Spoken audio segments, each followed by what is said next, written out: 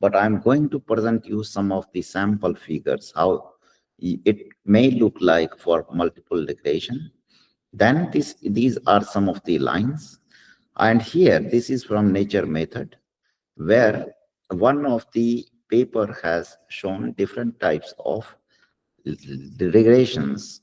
For example, here, uncorrelated predictors in A, then regression of the uncorrelated predictors, then here correlated predictors, then regression for the correlated predictors.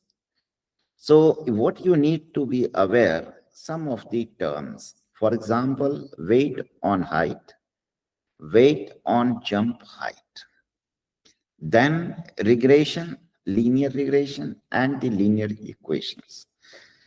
If you understand these things, then it is quite easy to implement and go for predictions of by using the equations in any sample which you are going to analyze. Now, multiple linear regression is similar to simple linear regression, with the exception that it uses several explanatory variables which are independent instead of one to predict the outcome of the response variable that is dependent.